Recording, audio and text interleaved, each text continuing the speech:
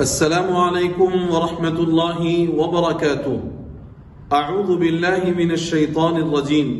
فلما جاء امرنا عالیها سافلها وامطرنا عليها حجارة من سجیل منضود۔ صدق اللہ مولانا العظیم۔ محترم ناظرین، قابل احترام سامعین، یہ آیت جو ابھی تلاوت کی گئی سورہ ہود کی یہ آیت ہے جس میں اللہ رب العزت نے قوم لوط پر آنے والے عذاب کا تذکرہ کیا ہے۔ اللہ رب العزت نے اس دنیا رنگ و بو میں توالد اور تناسل کے لیے یعنی نسل چلنے کے لیے مرد اور عورت کا اختلاط کروایا نکاح کے ذریعے سے۔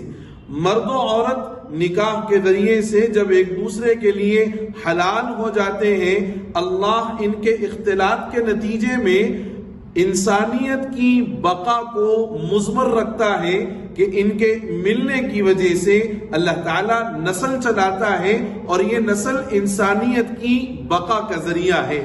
یہ وہ واحد راستہ ہے انسانیت کی بقا کا جو عقلاً بھی صحیح ہے، شرعاً بھی صحیح ہے، اور آج تک دنیا اسی پر عمل پیرا ہے۔ لیکن بعض لوگ جدت پسندی کے رجحان کی طرف مائل ہیں، وہ ان طریقوں کے پرے ایک نیا طریقہ ایجاد کرتے ہیں جس کو ہم جنس پرستی یعنی ہومو سیکشوالٹی سے آپ جانتے ہیں۔ یہ وہ طریقہ ہے جس میں مرد دوسرے مرد سے نکاح کرتا ہے یا عورت دوسری عورت سے شادی رچاتی ہے، اپنی زندگی کو یہ لوگ ایک دوسرے کے ساتھ گزارنا چاہتے ہیں۔ یاد رکھنا چاہیے کہ ہومو سیکشوالٹی اس وقت آدھی سے زیادہ دنیا اس کی تائید میں ہے اور روز افزوں اس کے حامیوں کی تعداد میں اضافہ ہوتا جا رہا ہے۔ میں آپ کو ایک سروے کے مطابق بتا دوں، امریکہ، برطانیہ، Canada, France, Denmark, New Zealand, South Africa اور برازیل، بیلجیم، ارجنٹینیا، ناروے، اسپین اور یورپ کے کئی ممالک اس وقت میں اس کو قانونی جواز فراہم کر رہے ہیں، بلکہ قانونی جواز اس کو دے دیا گیا ہے، اور بدقسمتی سے ہندوستان نے بھی اس کو قانونی جواز دے دیا ہے۔ ہم جنس پرستی کا اسلامی نقطہ نظر سے اگر جائزہ لیں تو آیت کریمہ جس کو میں نے تلاوت کیا اس میں قوم لوط پر عذاب نازل کرنے کی اس کیفیت کو بیان کیا گیا ہے کہ یہ ایسا گھناؤنا اور بدترین عمل ہے کہ ازروع شرع یہ فعل قبیح ہے، ناجائز ہے اور حرام ہے۔ اور اگر نعوذ باللہ، ہزارہ مرتبہ نعوذ باللہ، کوئی اس عمل کو حرام نہیں سمجھتا اور اس کے جواز کا اعتقاد رکھتا ہے، یہ آدمی دائرہ اسلام سے خارج ہے، یہ مسلمان نہیں ہو سکتا۔ اور اگر کوئی اس کے ناجائز سمجھتے ہوئے، ناجائز ہونے کا عقیدہ رکھتے ہوئے اگر ہومو سیکشوالٹی کا مرتکب ہوتا ہے تو اس نے گویا بہت بڑا فسق کیا، وہ فاسق ہے، فاجر ہے، گناہ کبیرہ کا مرتکب ہے، اور اس نے ایک ایسا عمل کیا ہے کہ جو معاشرے کے لیے ایک بدنما داغ اور ایک بدنما دھبہ ہے۔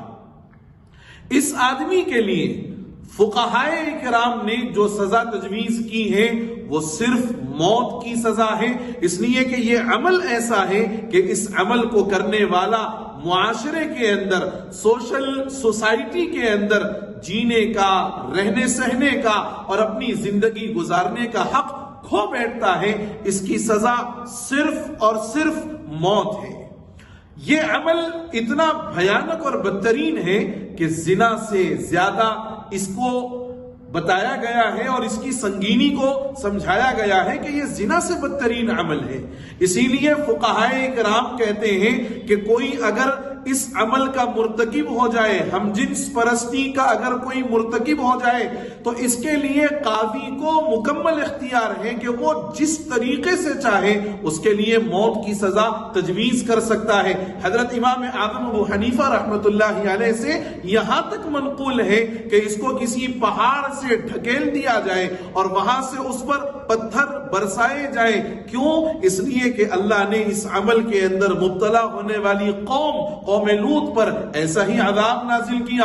حضرت جبرائیل کو حکم دیا، حضرت جبرائیل آئے، انہوں نے ان کی بستی کو اٹھایا اور یوں آسمانوں کے قریب تک لے گئے اور پھر لے جا کر کے وہاں سے زمین کے حوالے نیچے کی طرف کر دیا اور پھر آسمان سے پتھر برسائے گئے۔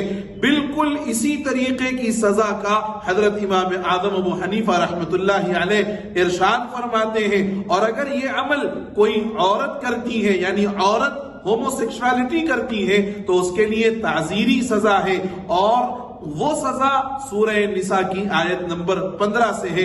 حضور فرماتے ہیں کہ فاعل و مفعول جو دونوں یہ عمل کے اندر مبتلا ہیں، دونوں مستحق سزائے موت ہیں اور یہ دونوں کے دونوں ملعون ہیں۔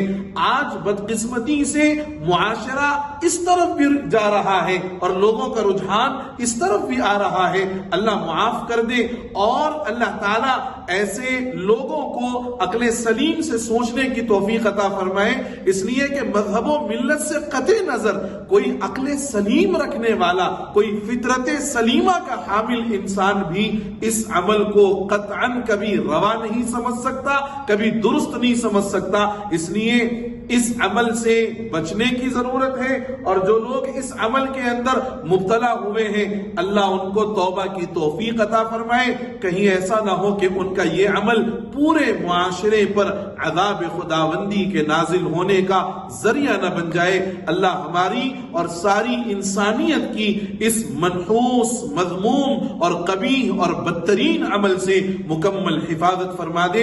آمین۔ والسلام علیکم ورحمۃ اللہ وبرکاتہ۔